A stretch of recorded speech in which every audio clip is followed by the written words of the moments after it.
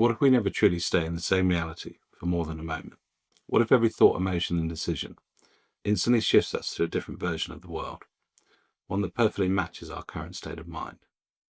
We tend to think of life as one continuous linear experience, cause, effect, and a straight path from birth to death. But physics and esoteric teachings suggest something different. They show that reality isn't fixed. It's fluid, layered, and endlessly branching out. Each time we make a choice, even something as small as taking a different route home, or deciding to smile instead of frown, we're not just changing the future, we're stepping into a new timeline. The you who made the other choice still exists, living out a slightly different version of events, in a reality that's just as real as this one. And here's the interesting part, we do this all the time. We're not just living in one universe, we're constantly moving through infinite parallel versions of it. Physics calls this the many-world interpretations. Esoteric teachings call it the divine mind, projecting reflections of itself for infinity. Both are describing the same thing, the idea that everything could exist and does exist, and we are the bridge moving through it. So let's start with what the science tells us. The more physicists look at reality, the less solid it becomes. At the subatomic level, the universe doesn't behave like a fixed physical structure. It behaves like a field of probabilities. Take the double slit experiment. When scientists fire electrons at a screen with two splits, they expect them to behave like two little balls, creating two impact lines. But instead, the electrons form an interference pattern, meaning they were behaving like waves, exploring every possible path at once. Only when someone observed the experiment did the electrons behave like particles, choosing a definite path. That observation didn't just record reality, it created it. This became known as the observer effect. Hugh Everett's many-world interpretation took this one step further. He proposed that when the particle's state collapsed, it doesn't actually choose one outcome over the other. Instead, every possible outcome happens, but in separate parallel universes. When you decide between having a tea or a coffee, there's a version of you that made each choice, living in its own timeline. While this sounds like science fiction, it's explained through mathematics and quantum theory. Reality isn't one solid timeline. It's infinite possibilities, all existing simultaneously. Your consciousness simply tunes in to one version at a time. And that tuning process, the act of focus awareness, is what esoteric books have been teaching all along.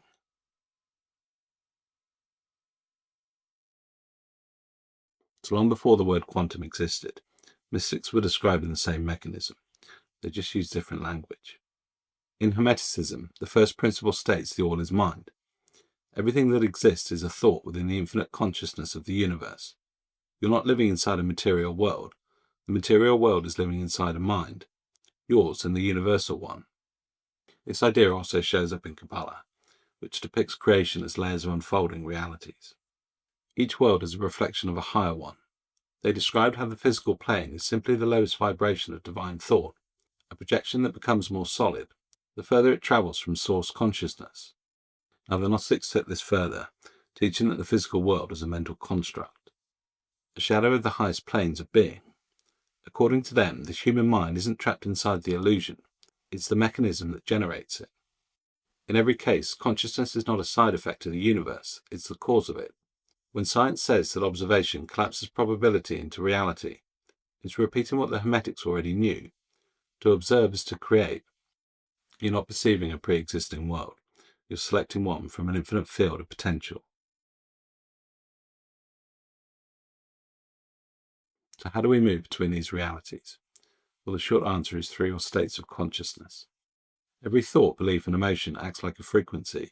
When you hold a certain vibration long enough, say the vibration of gratitude, fear, confidence, or despair, you align with a version of the world that reflects that state. You probably experience this without realizing it. You wake up one day and you're in a bad mood. Everything goes wrong. The coffee spills, traffic is a mess, and everyone seems rude. You've tuned into a version of reality that mirrors your internal state. Then on a different day, you wake up calm and optimistic. And suddenly everything flows. You meet the right people, the right doors open, and coincidences seem to work in your favor. That's a timeline shift.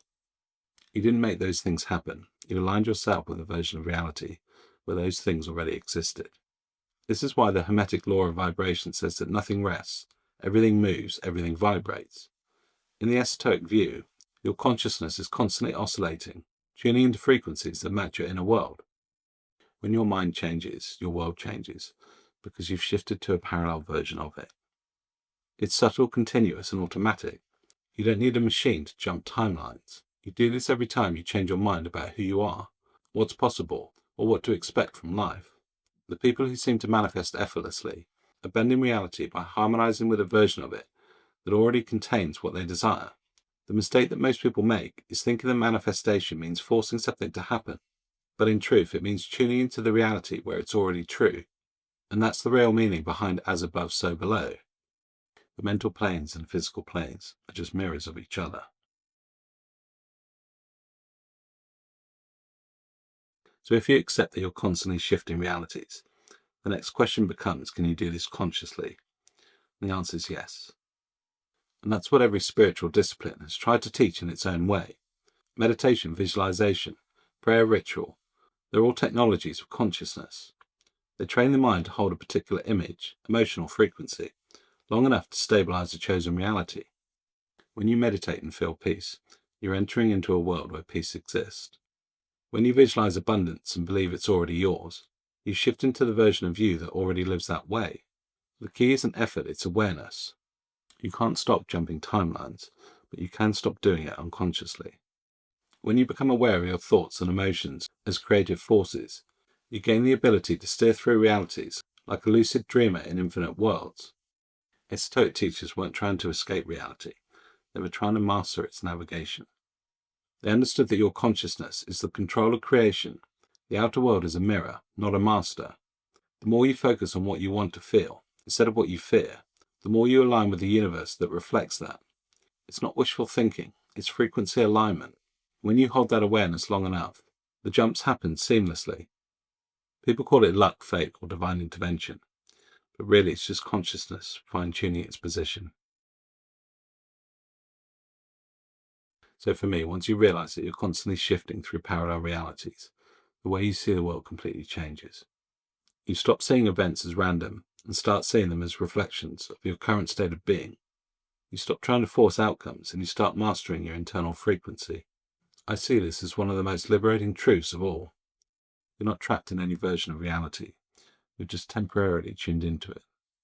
And by shifting your focus, your assumptions, your inner world, you can move to a completely different version of life, one that's already waiting for you. Physics and esoteric teachings are describing the same thing. Reality is not one fixed outcome. It's infinite possibilities, and your consciousness is the controller, operating at the speed of thought.